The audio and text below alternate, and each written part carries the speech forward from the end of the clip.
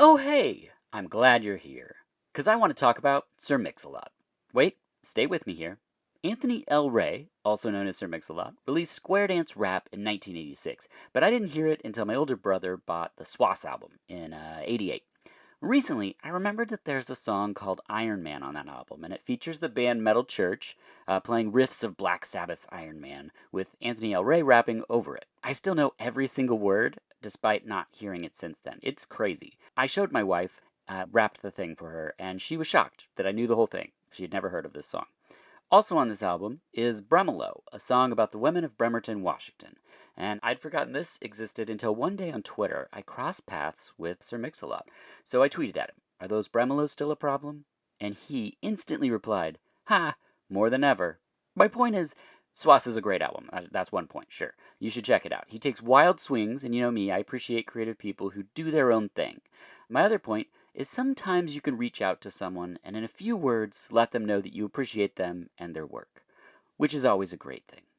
And much like Sir Mix-a-Lot standing on a giant butt as the stage rapping Baby's Got Back, my guest for this episode stands upon a pile of physical media and movie knowledge whilst rapping the theme from Maniac Cop 2. Also, you're probably going to need to look that up. This guest I'd reached out to, and they were kind enough to listen to an episode back when I first started, and they gave me some positive feedback, which I really appreciate.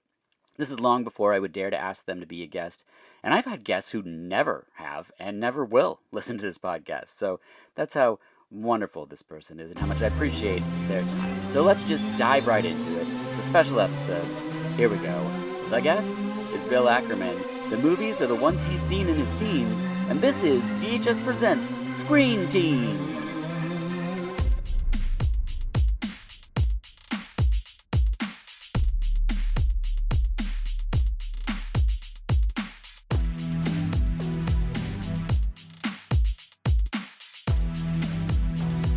Hello, and welcome to VHS Presents Screen Teens, our alt format where we celebrate the things we saw on screens in our teens. I'm your host, Dirk Marshall, and my guest for this episode is Bill Ackerman. Thank you for being here.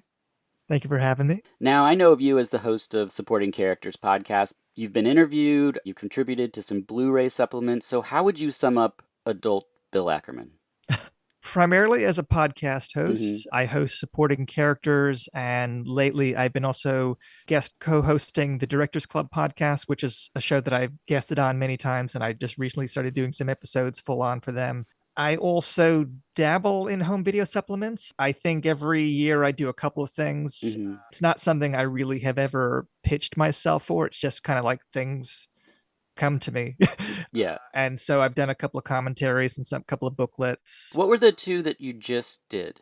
The two that I just did for Fun City Editions, I did Heartbreakers with Chris O'Neill, the Irish filmmaker, programmer. He and I did the commentary for Bobby Roth's Heartbreakers. And then I did a solo commentary for Natural Enemies, the Jeff Canoe, very bleak Hal Holbrook drama.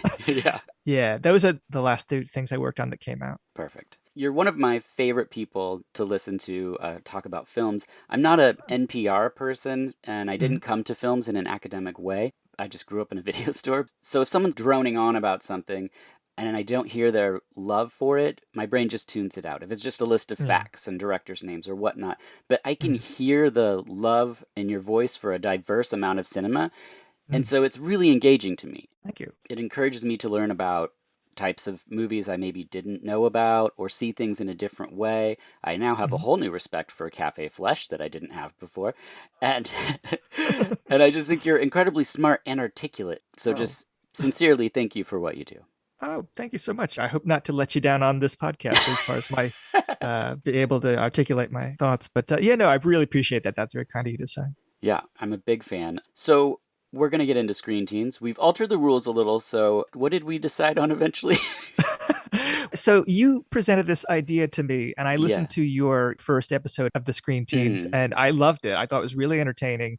But when I went to go look at what I saw at those ages, I got very depressed because, and I'll explain with each year why I was depressed. Okay. What I offered as a compromise was new releases that I saw at those ages, because I would catch things. I mean, when I was a kid, I was not a cinephile. Like, I liked movies and I liked old weird movies too. I was not a typical 80s kid in some respects because I loved William Castle movies and Universal horror movies and basically like monster kid stuff that my dad grew up with, Gotcha. as well as Star Wars, Back to the Future, Ghostbusters, Gremlins, things that were like more mainstream. But I was a music fan, and I like playing outside with my friends. I was not like I didn't have interesting movie tastes as a kid, I Mm, don't think.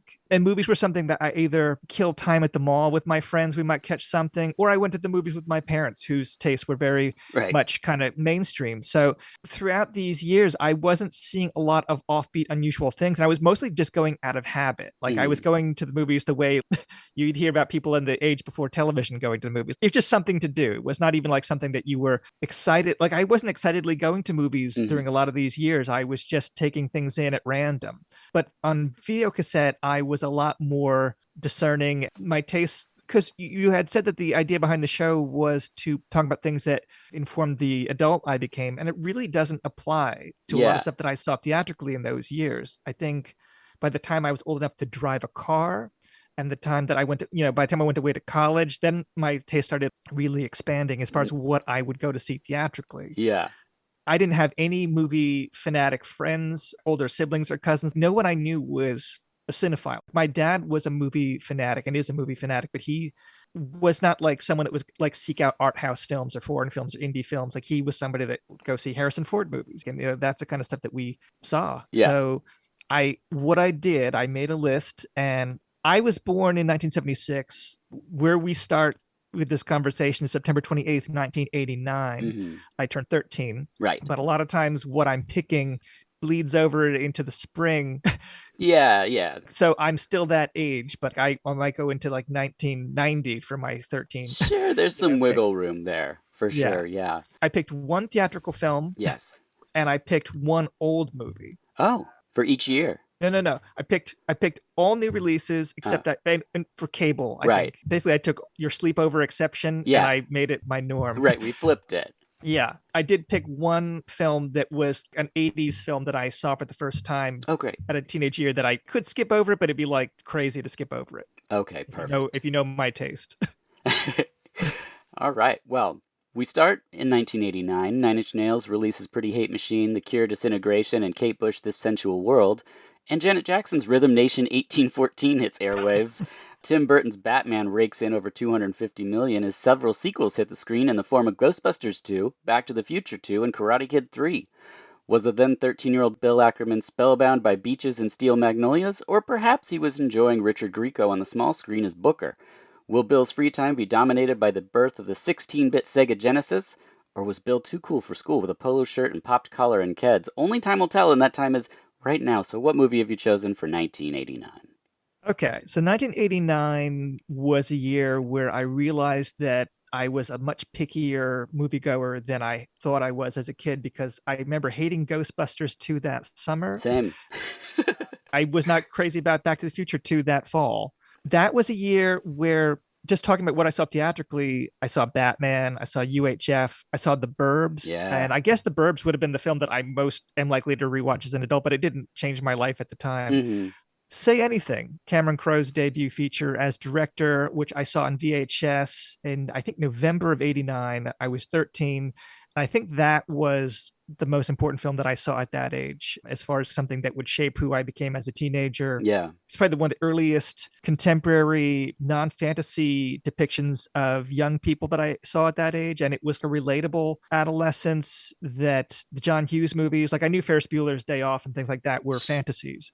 This felt like I could recognize in myself like the way he talked to girls and like the way he got by on quirky funniness rather than like coming from money or coming from place of being an athlete. Well, I mean, he Hmm. was a kickboxer. But I could already tell even at that age, I would relate more to characters like that than maybe some of the other people that I had grown up with. And also, I mean, that's a film that would have bands on the soundtrack that I would get into a little bit more as I got older. The Replacements. I mean, that was Hmm. the same year I'll Be You was like their quasi hit on the radio. And so I knew about college rock bands. That's what they called them back Right. then. Yeah. Yeah, looking back at that age, I mean, that was the year of Shocker, which was an important movie to me at that age. Yes. But I mean, I read the novelization. Like, I was so Yeah. excited about Shocker because I was a heavy metal kid at that age. And Yeah. so Shocker was this, I was a horror movie fan and a heavy metal fan. So Shocker was like, oh my God, I can't believe it. A horror movie with Megadeth on the soundtrack. Yeah. You sign me up. But I was too young to see that kind of stuff in the theater. I was young looking for my age. So at like 13, I probably looked like I was about like 8 months old. Like, I Right. was not going to get into any Wes Craven movies at that I age. had the soundtrack on cassette. So did Yeah, I I. was a Yeah. big fan. Yeah, it was a big deal for me, but Say Anything ultimately probably had the longer lasting impact on me than Shocker, although I do love Shocker still. Yeah. That's what I chose for 13. I mean, That's if like, and perfect. again, like theatrically, The Burbs, but it's like, it was just Yeah. something I saw with Tom Hanks. And Joe Dante actually comes up the next year also for me. I mean, his films still matter a lot to me, but I, Yeah. I never thought consciously about, oh, I'm a Joe Dante fan at that age. I'm just like, oh, it's kind of creepy, but kind of funny. And that's what I liked as a kid. Yeah, I liked that it had Henry Gibson in it because I was a huge Laugh-In fan. Same. Yeah, Yeah. yeah. Yeah, I loved Yeah, all that old TV stuff, so yeah, Laugh-In was all over Nickelodeon or mm, Nick at Night at that very point. So much yeah, I so. did know him from that as well. Yeah. And Tom Hanks, I think I would have only have seen in The Money Pit or things like that. Like, I grew No. up with any of that stuff. I mean, it was only casually watching movies at that age. But yeah, Say Anything did kind of break through. And I guess Cameron Crowe was one of the first directors I was aware of. Tim Burton was another one, Yeah. but he'll come up on the list also. I picked For You for 1989 Torch Song Trilogy. That was the film that I picked for a Oh, 13-year-old Bill Ackerman. no, that's interesting. I did not have a thing for Torch Song Trilogy at that age, unfortunately. Yeah.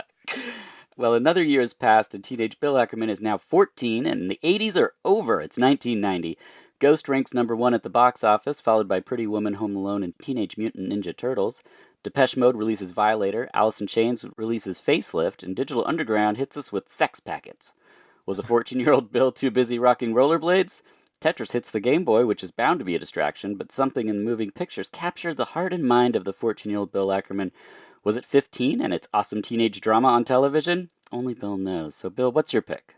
Off the bat, theatrically, what I saw that year that I can remember seeing, I saw Gremlins 2, Edward Scissorhands, Tremors, Joe versus the Volcano, Dick Tracy, Arachnophobia, Home Alone, Kindergarten Cop, Uh, Madhouse, The Forgotten Kirstie Alley movie, yes, I saw that Back to the too. Future 3, which I'd never have liked.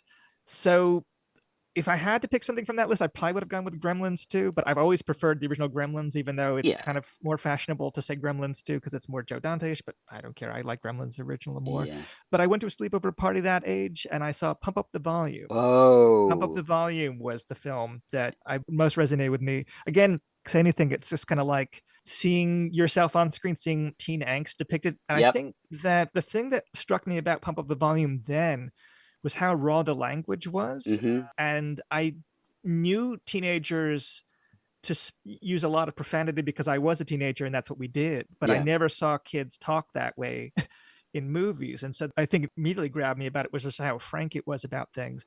And also it was like, as a music buff, that's where I first heard Leonard Cohen. That's where I first heard The Descendants. Yeah. It's one that kind of holds up for me too. I showed it to somebody last year who had never grown up with it. It's funny because it's right on the verge of like the 80s morphing into the 90s. I mean, that's the same Mm-hmm. year as things like Heathers and even things like Wild at Heart and Crybaby that matter more to me as I got older. But Pump Up the Volume, I guess it was just because of who I was at that age and just that teen angst spoke to me because I was a very angsty teenager. And the music, I think, was just like opening up possibilities. I think that was around the age when I started, the metal interest started kind of giving way to punk and industrial and other things. Yeah, And same. eventually getting into softer stuff that I would have been very surprised to have found myself enjoying, like even 2 years earlier. Mm-hmm. Yeah, that was my 14-year-old favorite. Yeah, Pump Up the Volume is excellent. I was hugely impacted by it as well. This was like the 1-2 punch of Heathers and Pump Up the Volume, where I was like, oh, Christian Slater is the actor that I like. That's Yeah. solidified here. The fact that he kept saying, talk hard and calling himself Happy Harry Hard On, these are all things that for a teen, I was just like, this is the coolest stuff. And this is what my friends and I talked about. And we listened to the soundtrack, which felt mature for the movie itself. Yeah. I mean, it was before a lot of those bands, even like Soundgarden, Right. well before their crossover. Henry Rollins with the cover of Kick Out the Jams. I mean, it Hmm. was a lot of stuff that you did not. I mean, that got bigger in the 90s, but it was all to a kid in the suburbs at that age. Like it was all new. I Yeah, mean, same. yeah. And the Descendants was just like, that was just blew it open for my friend Aaron and I. We were just like, we're gonna get the Descendants album, and then we're gonna get some other punk stuff, and we're gonna just go on this whole punk thing, and it's all because of that movie. Yeah, no, I should just give a shout out. My friend Jim Laskowski, who's the main host of Directors Club, did a really touching long form interview with Alan Moyle where he talks about Pump Up the Volume at length. Oh wow. If anyone listening to this is a fan of Pump Up the Volume, go listen to that because it's really quite moving interview. But yeah, no, I mean, it's one that's, I'm happier to return to that than most things I saw in 89. Well, this is the year that I picked The Freshman for you, and Okay. still not your. You And haven't. it's still one I have yet to see. Okay, it's still on the list. Well, here we are. Bill turns 15 and it's 1991. Learner's permit age, but is Teen Bill on the road or in the theater watching Naked Gun 2.5 The Smell of Fear, or Little Man Tate, or even Dutch? Was Teen Bill too full of the new released Fruit by the Foot, or distracted by Rugrats the animated series beginning? 91 is another powder keg of entertainment, so what will your selection be? That was the year that I think the one that I saw theatrically that would mean the most to me now was Defending Your Life, the Albert Brooks movie. But at Oh, 15, I didn't quite connect with Albert Brooks the way I did as an adult. yeah. But that was the year that I saw People Under the Stairs, Terminator 2, LA Story. But the film that at 15 meant the most to me was Boys in the Hood. Yeah. I think at that age, I had not really seen that many contemporary dramas that just felt like they didn't speak to my experience. I didn't grow up in South Central, as you can probably imagine from hearing me. Yeah. But I think that was the film that made me more curious about contemporary drama, because I think I grew up with a lot of youth exploitation or horror or comedy. That was a prestige type film that didn't feel like any kind of homework to me. That felt like very exciting. And I still think about that film all the time. I guess in the wake of Boys in the Hood, I guess Menace to Society kind of did something similar, but with a little bit more edge. And so it's kind of become the cooler film. And I also really love Juice a lot, which is my favorite of all those. What about New Jack City? New Jack City is great. Yeah, I like New Jack City. Because I think of them all as the same sort of cluster. They kind of all came out and were showing kids. And I was in a small town in Oregon, and I was watching this other culture be represented that I just had never seen before. And Boys in the Hood definitely was doing it in such a way. I mean, Lawrence Fishburne's performance was just on another world. Like, yeah, and that's also when hip hop was really controversial. yeah. I mean, in a way that I think people might forget, because I'm trying to think when Ghetto Boys got dropped from Geffen and came out through Deaf American, and it's when Ice Cube is getting furious op-eds because of his lyrical content, and Public Enemy were still quite controversial. Yeah. Ice-T had a song on an album about putting a power drill through someone's head. I mean, it was like pretty crazy stuff. Ice-T is an actor in New Jack City, and Ice Cube is an actor in Boys in the Hood. So this is the first time you're really seeing gangster rappers as actors. This isn't like the Fat Boys, Disorderlies, or or Run DMC shoving up in Tougher Than Leather. Like, this was, I guess, people that were curious about these records that they've heard about in the news could see these larger than life personalities carry movies. And that was like a new thing, I think. I don't think rappers really crossed over into proper acting. I'm trying to think when Will Smith became a TV star. I think that's in the 90s. Oh, I mean, that's for his movie turn. I don't know when. Yeah, like Where the Day Takes You. I forget when. I mean, as far as big controversial rap stars becoming actors, I mean, this was the year that really starts to happen. But I think a lot of those films hold up as like great entertainment. I think Juice and Menace to Society and Straight Outta Brooklyn and Hanging with the Homeboys, everything that got clustered under that, I think has aged pretty interestingly. To bring it back to Boys in the Hood, which was my pick, I just found it such a gripping film. It was one of the first films I remember when I started pirating tapes, copying things like we rented. That was one of the first things I ever added to my collection was Boys in the Hood. And I was so excited to rewatch it all the time. But yeah, no, I mean, it's one I think everyone listening probably is already familiar with, but that age, that was what kind of punctured my music obsessive angsty teen bubble. Yeah, that's a great pick. A little bit different than what I chose, which is The Brave Little Toaster hitting VHS. Which I have also never seen. Oh, man. Okay. Well, I'm giving you some serious homework here. Yeah. So, oh boy. Well, teen Bill Ackerman is 16 and it's 1992. He's possibly mobile. He could drive to a theater listening to Faith No More's Angel Dust, Shot Is Love Deluxe, or Aphex Twin Selected Ambient Works 2. Bill could see Aladdin pulling in $346 million, or Three Ninjas, Cuffs, or Brain Donors. Perhaps he lacked the funds after buying Z Caffarici jeans and magic eye posters at Natural Wonders. Only time will tell. And that time is now, so what was your pick? Okay, so for this one, this was a year where I had a theatrical experience that I Oh, thought I great. could pick. Okay. And 16 meant that I was still too young to get into an R-rated movie, and I didn't even start driving until I was into my 17th year. But I had a friend drive me to the mall, and we took our chances trying to get into an R-rated movie, and we did. Okay. And this was Candyman. Yes. So Candyman was the first R-rated horror movie I saw without a parent or guardian in a theater, buying the ticket, looking like I was about 8. It was the night of my junior prom. I did not have a date, so I went to see Candyman instead, and I had a better time than Yes. anyone I knew that went to that particular dance.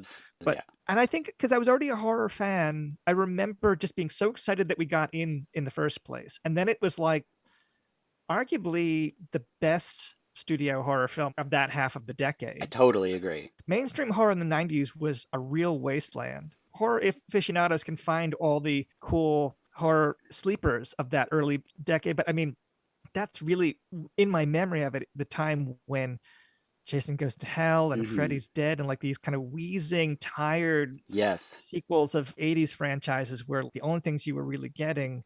This was something fresh. I remember my horror loving best friend at the time turned to me halfway through Candyman and he's like, "Man, I'm really scared." Yeah. Yeah. Because it was a scary It's movie. scary. We were Yeah. just every bit of it we jumped, and I've been a regular theater goer for horror ever since. I still go see most horror films that come to my Hmm. small towns that I've lived in. Even this year I've seen every like big horror release, but I was not as jaded at 16 as Yeah. I am now. So Candyman felt like a major event in my life. And I think that year theatrically, and that's the year of Wayne's World and Memoirs of an Invisible Man, Batman Returns, Singles, Death Becomes Her, The Lawnmower Man, which was the first time I ever saw a film in the theater and then rented it and got a different movie because it was a different Yeah. cut on Different cut. video.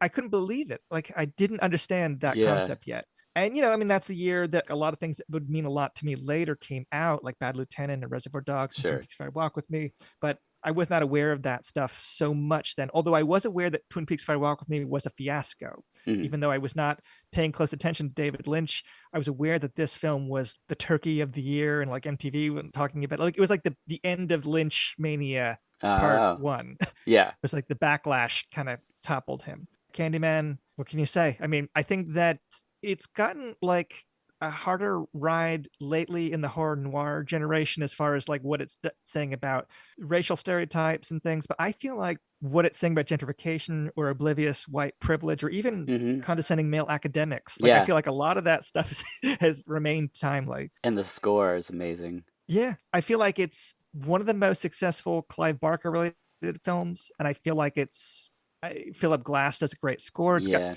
I don't like the term elevated horror, but it was a horror film that had like a lot of cool credentials behind it because Hmm. Bernard Rose was coming off Paper House, and he was not like a ordinary genre guy, and Virginia Madsen, and Yeah.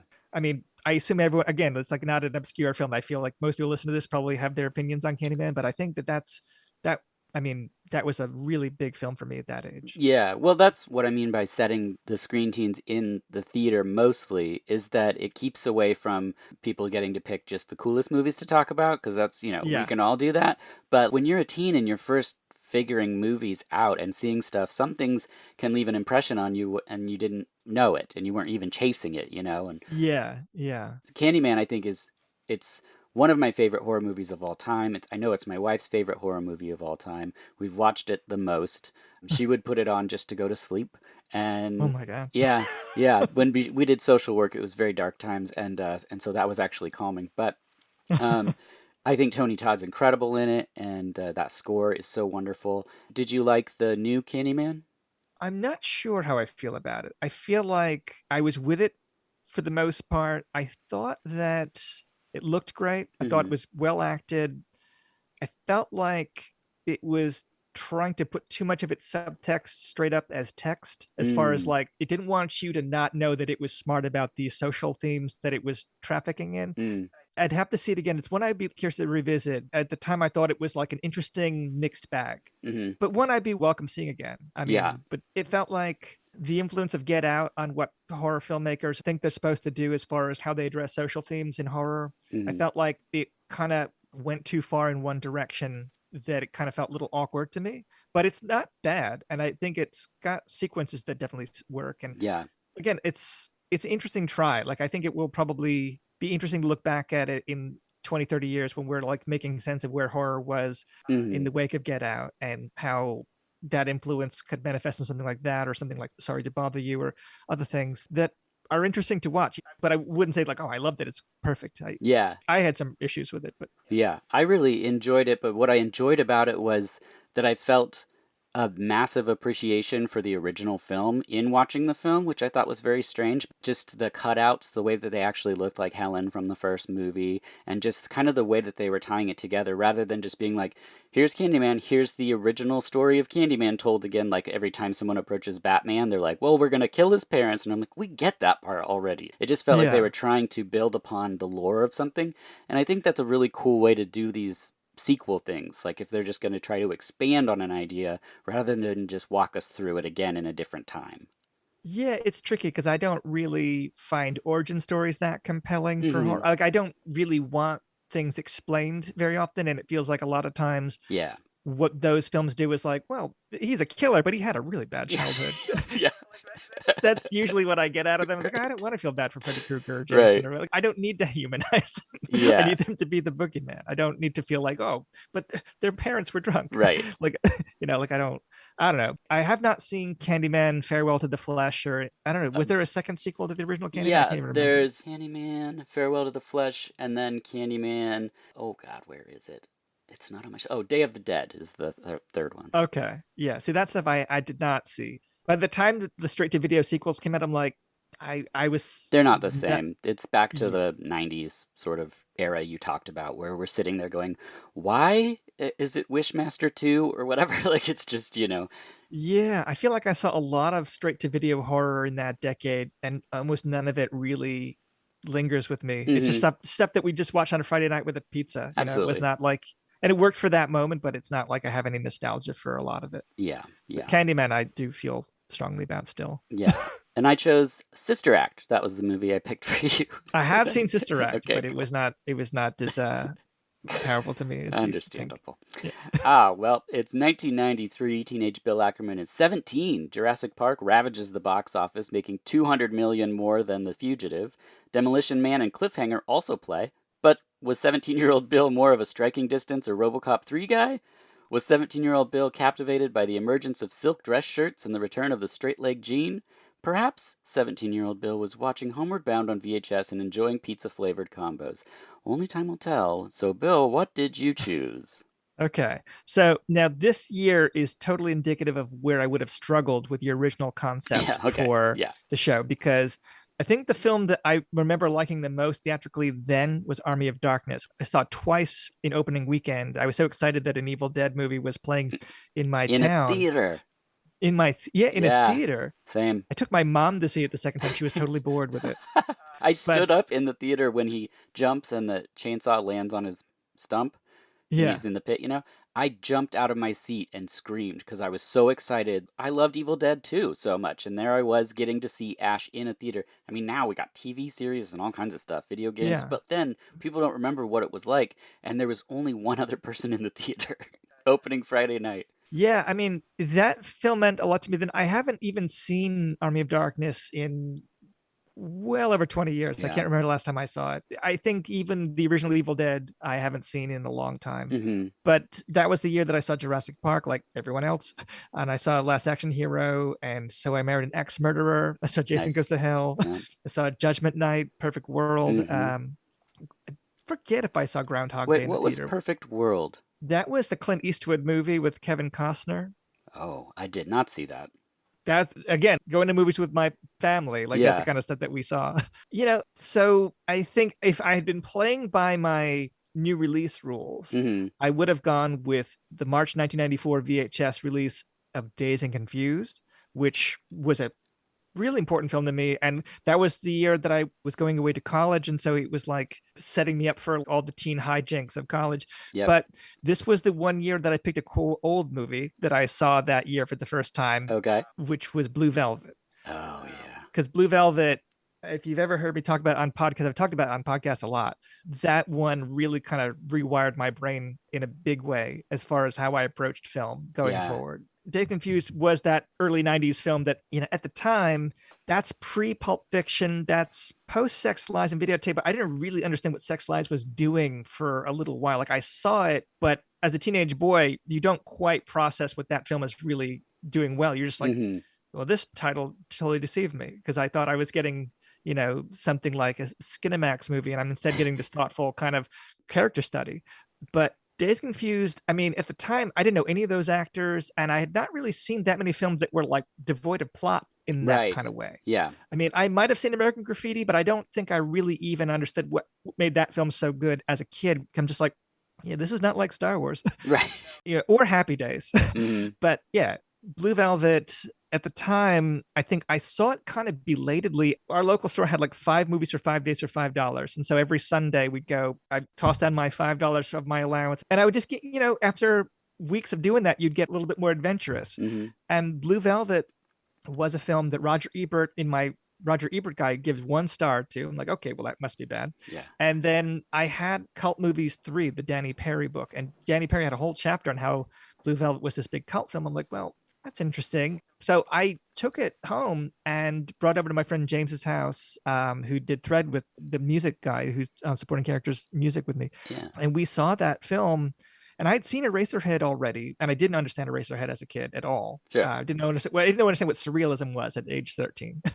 And Blue Velvet was the film that made me think about film directors and started thinking about, I guess, partly because it was like creepy, but not really a horror movie in the way that I understood horror to be. Mm-hmm. I just had never seen anything quite like it. The fact that it was striking a tone that I didn't quite know before. It was like, am I supposed to be laughing at this?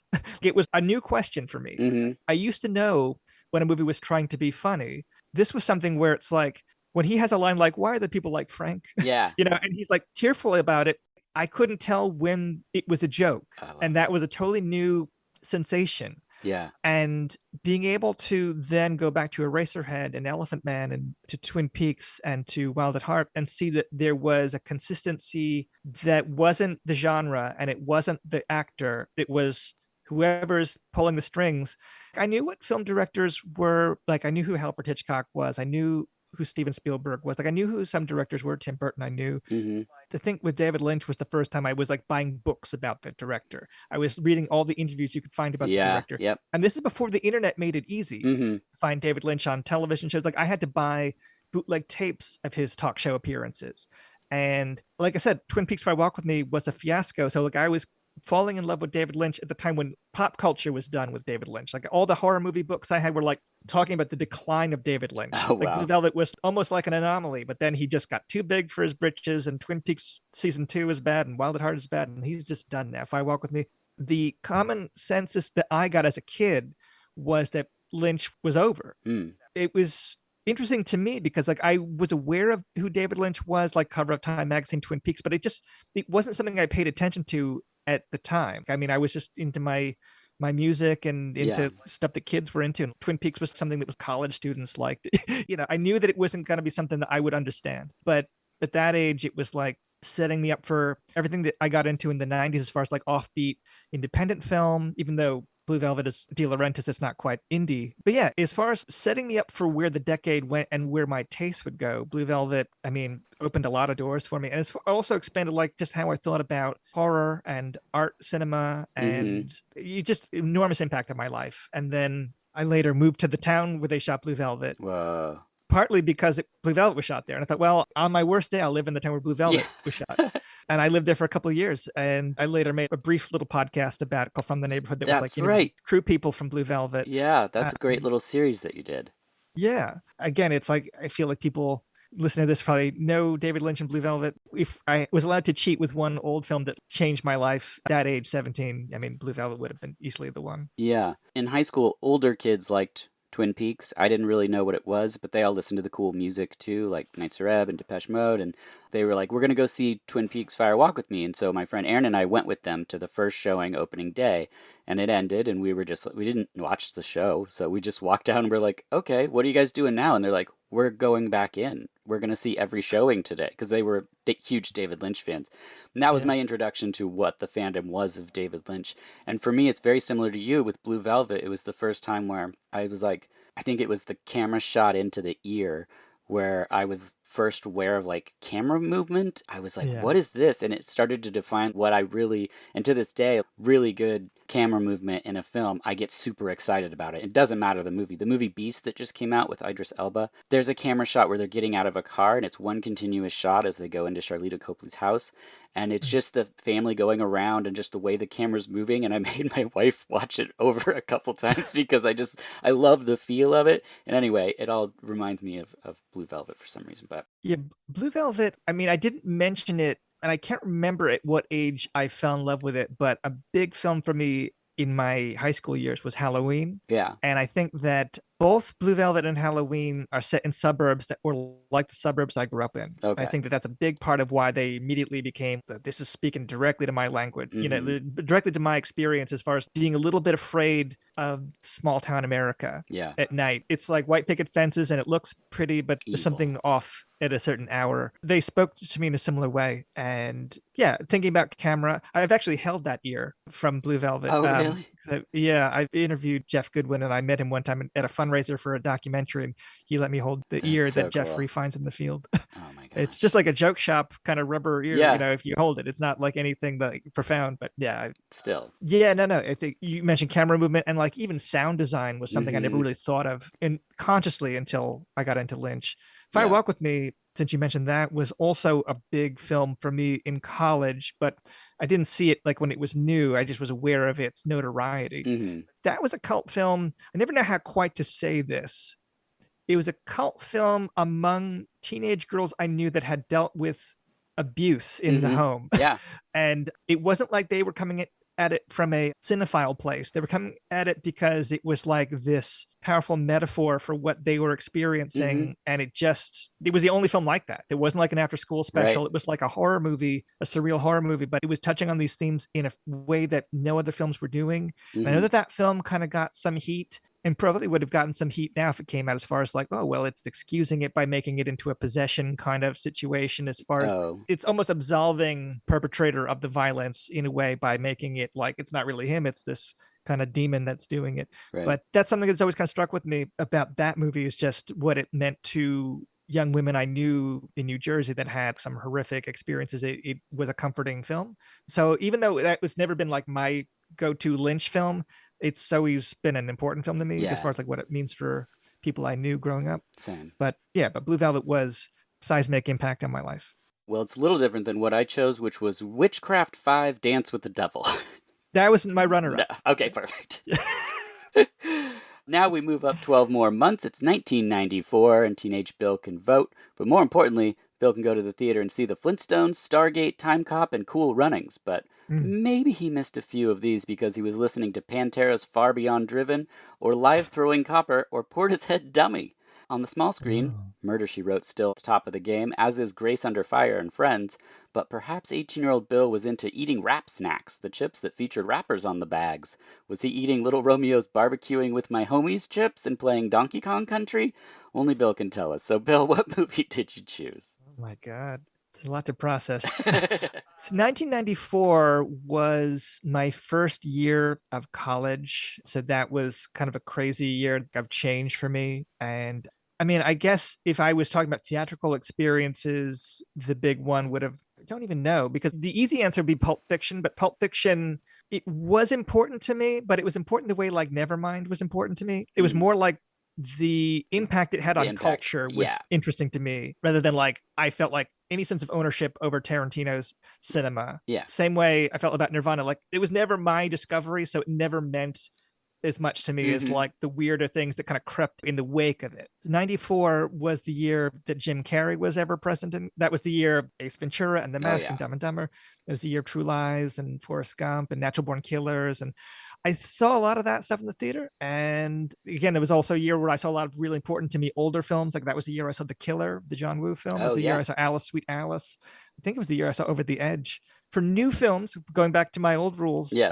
a film that I wanted to see it badly, but my dad and my brother went to go see it without me. And then it was gone like a week later. It totally flopped, even though it was like a previously untouched hit making director and a big rising star. And it felt tailor made for me.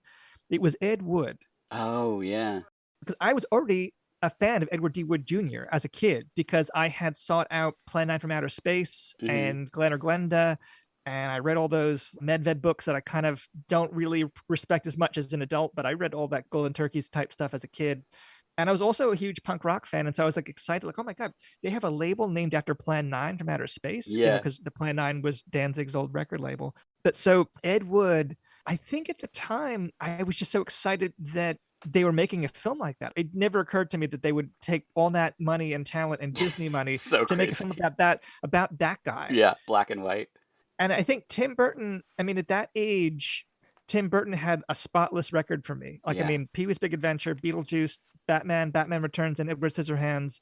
I mean, I didn't like them all equally, but I mean, he'd never gone wrong. And I think that he was probably one of the first directors who I knew who they were when like Mm. would go say, oh, it's another Tim Burton. It's gonna be like that weird, slightly creepy, slightly comic kind of fantasy thing that he did.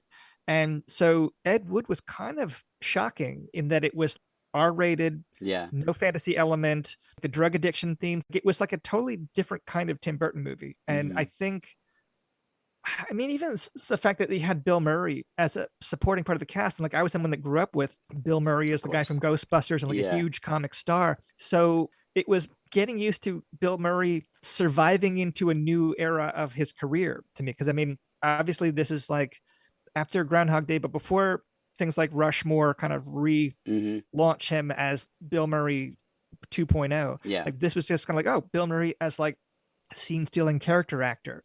This is like the Bill Murray of Wild Things and Yeah. whatever Kingpin. Yeah. Like this is that era of Bill Murray, and so that was something that was new to me. And Johnny Depp, I mean, I did not care about 21 Jump Street when I was a kid. I think I knew him as Edward Scissorhands, and so this Hmm. was like same time as like What's Eating Gilbert Grape, and so getting used to him as a movie star. I'd never seen him do something that manic, Yeah. such a stylized character, and it's just one that it's always stuck with me. And it was something that was not like it was a sleeper. I mean, I met plenty of people in college that were Ed Wood fans, like subsequently, but at Yeah. the time, it was just like a flop with Johnny Depp that like with black and white. Like they had color by that point. Why would they make him black and white? Like like I mean, it wasn't like it picked up its cult following kind of gradually. Yeah. But yeah, I mean, that was a film that it was weird to have a Tim Burton film that like felt like a personal discovery because he was Hmm. such a mainstream filmmaker at that point in his career. I mean, he always was. I mean, he started with Pee-wee's Big Adventure for Warner Brothers. He wasn't like an indie guy. Right. I mean, that was a film that, if I look back at 94, that's the one that stuck with me the most. I mean, Pulp Fiction is a different kind of thing, but Yeah. yeah. And at the time, Clerks was important to me too, but I feel like Ed Wood was bigger for me. Yeah. I picked Speed, so I was close, but not so much. Well, we knew it was inevitable, mostly because of how time works. It's 1995. Bill Ackerman is 19, the final level of teen. What a year for cinema. The big screen hosts such films as Demon Knight, Desperado, and Nell, and Johnny Mnemonic. Topping them all by a long shot is Batman Forever. It's just chaos in the theaters. Radiohead releases The Bends, Oasis, What's the Story, Morning Glory, and Alanis Morissette's Jagged Little Pill, which makes us all remember Dave Coulier in the worst way. And we all wish she would cut it out. Braveheart wins Best Picture. Coolio's Gangster's Paradise is running rampant on the airwaves. In all of this utter insanity, what movie could reach the heart and mind of a 19-year-old Bill Ackerman? Luckily, we have access to the source. Bill, what have you chosen? Okay, so 1995, I'm 19 years old, and this is where I recognize the moviegoer that I am as an adult, really kind of emerging as Okay. far as actively going to the movies. This is the first time I go to New York to see a subtitled film, which is The City of Lost Children. Oh, This is the time yes. that I'm going to Cool. Boston to see Georgia when it's in limited release. This is the time that I'm catching double bills like Seven and To Die For I saw back to back. My first time paying attention to awards season kind of things. I saw Leaving Las Vegas, Beautiful Uh, Girls, and Dead Men Walking all in a row. whoa. Like it's a long day, very harrowing day. Yeah. That was the year of Kids. That was the year I saw a sneak preview of Casino before it came out in wide release. That was the year that I saw Lord of Illusions, and even catching up with Richard Linklater. I remember seeing Before Sunrise when it played at the mall, Oh, which wow. was a big deal for me. And my date hated it, but I was like, totally into it. Yeah. And the film that I chose was another video film that is another two-hander, all dialogue, all conversation, all in real time, which was Tom Noonan's What Happened Was. Now, I Tom don't Noonan's What know Happened this. Was beat Clerks for the grand prize at Sundance in 94, Hmm.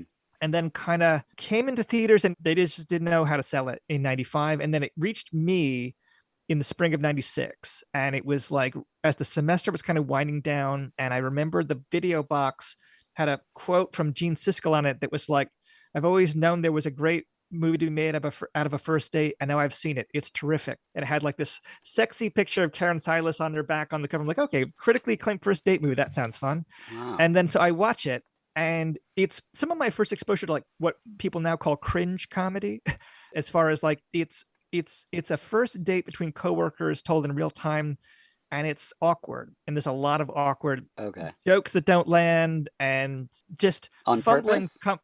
yeah, on Oh, purpose. Like, okay. it's playing with kind of the tension of the moment, and it builds towards something that's quite sad and angst ridden, which always appeals to me. Yeah. I think it was like something that kind of completely caught me off guard in a way that just haunted me for years. I loved his other film as a director, The Wife, which was even more obscure than What Happened Was. Hmm. And I haven't seen either of these movies. What Happened Was came out on Blu-ray maybe 2 years ago through Oscilloscope Laboratories, but it was one of those films that like had a VHS release, and then it was like before DVD was a given, so we just Mm. never had a DVD release. Hmm. Well, no, it had a DVD release, but it went out of print and then has just kind of disappeared.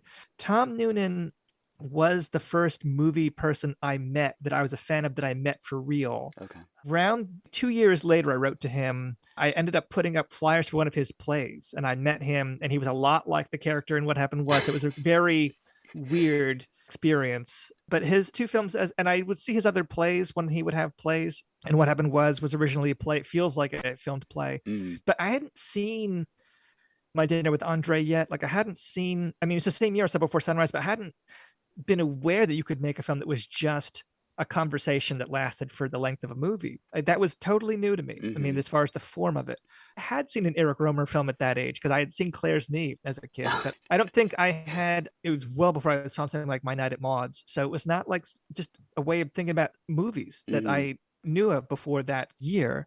So that's the one that meant the most to me at that age of what I saw that was a new film. Theatrically, I mean, it was certainly important to me to see City of Lost Children on the big screen and like Yeah. kind of break that wall of like, oh, foreign language films. Like, yeah, I have to read the whole time. And I've seen so many subtitle films since then, but Yeah. that was where I started with it. That was Was my first too. We had a little art house theater called the Bijou, and I saw that that was coming, and so I went and saw it. And there was two ladies behind me that talked through the whole thing, just going, "This is weird. What is happening?" Like it was so weird. I thought they were doing characters, but no, yeah. and they just couldn't get it. And I loved it. I loved that movie in the theater. Yeah, it's not a film that I have revisited in a long time, but it was one that meant an enormous amount to me Yeah, at the time. And I read about it in Details magazine of all places. I probably and did too. and it was just like this little description of it, and they just mentioned like, oh, it's got dwarves and twins and a giant, almost Fellini-ish, but it had Mm, music from Angelo Badalamenti, which of course, as a Lynch fanatic by that point, yeah, I'm like, okay, it's got like all these things that feel like Lynch-ish.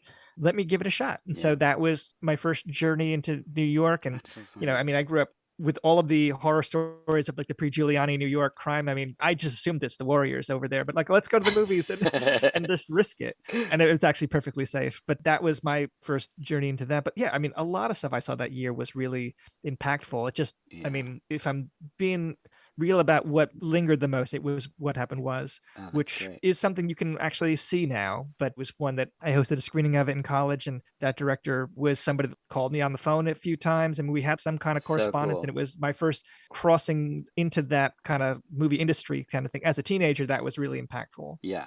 And then I was off to the races for the rest of my adult life, as far as like going to foreign films, going to indie films, and seeing awards films, seeing quirky cult movies. Yeah. By that point, I could call myself a cinephile. I would not have called myself a cinephile in most of these teen years that we're talking about. Sure.